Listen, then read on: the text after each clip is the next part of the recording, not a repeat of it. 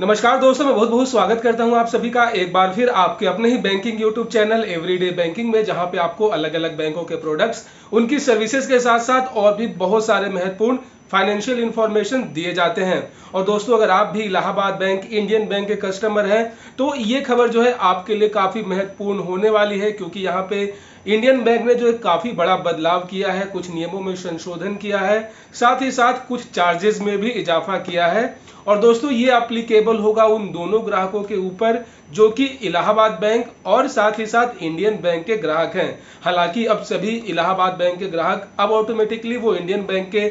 खाता धारक हो चुके हैं। ऐसे में ये नियम जो है दोनों खाता धारकों के ऊपर लागू होगा, जो कि लागू होने जा रहा है 1 जुलाई 2021 से। और दोस्तों, इसमें सबसे बड़ा बदलाव किया गया है minimum savings account maintenance balance को लेकर, जो कि आपको हर महीने एक फिक्स जो राशि होती है, एक फिक्स अमाउंट होता है,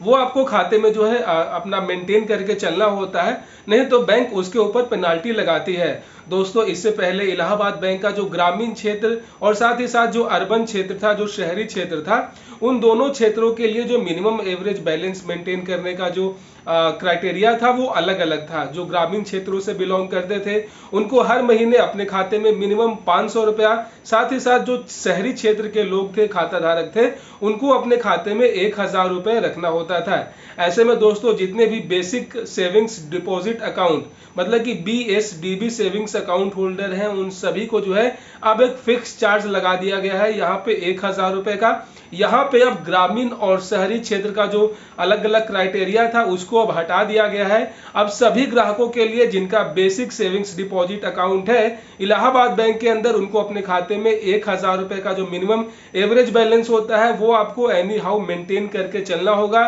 नहीं तो आपको जो है यहाँ पे जो है फाइन लग सकता है आपके ऊपर, जो कि मेरे ख्याल से जो अभी ताज़ा रिपोर्ट आ रहा है वो है 17 रुपए प्लस GST। इस हिसाब से टोटल 21 रुपए बनते हैं, वो आपका जो है मिनिमम एवरेज बैलेंस के तौर पे आपके खाते से काट लिए जाएंगे अगर आप इसमें फेल हो जाते हैं तो। दूसरा यहाँ पे एक महत्वपूर्ण बदलाव किया गया है दोस्तों, वो है KYC डेट को लेकर।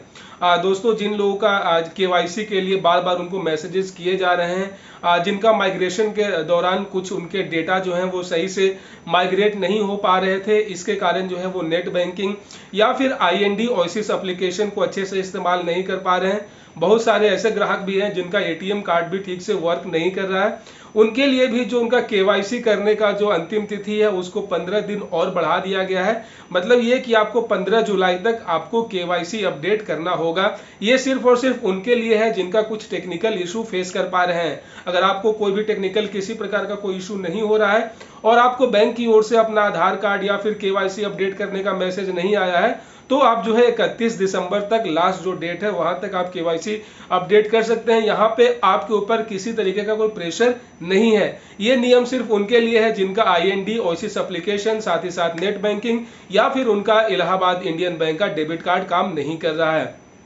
उसके बाद दोस्तों, यहाँ पे तीसरा अपडेट है, वो है जो आपके लिए काफ़ी ज़्यादा महत्वपूर्ण है, नहीं तो आप जो है आने वाले समय में भारी मुश्किल का सामना आपको करना पड़ सकता है, क्योंकि ये जुड़ा हुआ है आपके खाते का जो IFSC कोड होता है उससे लेकर। दोस्तों, हुआ कुछ यूँ था कि जैसे ही बैंक जो है इलाहाबाद बैंक इंडियन बैंक के अंदर मर्ज हुआ था, तो ऐसे में जो उनका पुराना IFSC कोड था वो उसको हटाकर जो है उनकी जगह पे अब लोगों को नया इंडियन बैंक का IFSC कोड जो है वो अलॉट किया जा रहा है। लेकिन हाँ, फिलहाल लोगों को सहूलियत देने के लिए, लोगों को किसी तरीके का कोई परेशानी ना हो, इस वजह से अभी पुराना IFSC कोड का इस्तेमाल करके भी आप NEFT या फिर IMPS अभी तक कर पा रहे थे, ताकि लोग जो है धीरे धीरे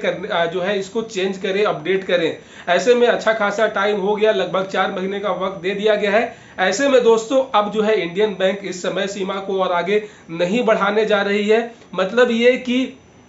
30 जून 2021 को रात को 12 बजे से जितने भी पुराने IFSC कोड थे वो पूरी तरीके से खत्म हो जाएंगे, पूरी तरीके से इनवैलिड हो जाएंगे। और अगर आपने जो है उस पुराने IFSC कोड को इस्तेमाल करके अगर किसी प्रकार का अगर आप ट्रांजैक्शन करने की कोशिश करते हैं तो हर बार जो है वो फेल हो जाएगा, आपको मुसीबत का सामना करना पड़ सकता है। दोस्तों, ऐसे में आपकी जिम्मेदारी बनती है कि आप जो है अपना लेटेस्ट और जो नया अपडेटेड आपको IFSC कोड जो कि अलॉट किया गया है इंडियन बैंक की ओर से, वो अपने नज़दीकी शाखा में जाकर, अपने होम ब्रांच में जाकर, या फिर आप कस्टमर केयर को कॉल करके भी आप वहां से पता कर सकते हैं और आप जो है अपना IFSC कोड अपडेट करके जो है किसी प्रकार का ट्रांजेक्शन्स कर सकते हैं, ताकि फ्यूचर में आपको किसी तरीके का कोई भी असुविधा ना हो। और दोस्तों यहाँ पे लास्ट और चौथा अपडेट है, वो है यहाँ पे आपके बैंक पासबुक को लेकर। अभी तक बहुत सारे ऐसे लोग जिनका इलाहाबाद बैंक के अंदर अकाउंट था, वो अभी भी वो पीला वाला जो है पासबुक ही यूज कर पा रहे हैं।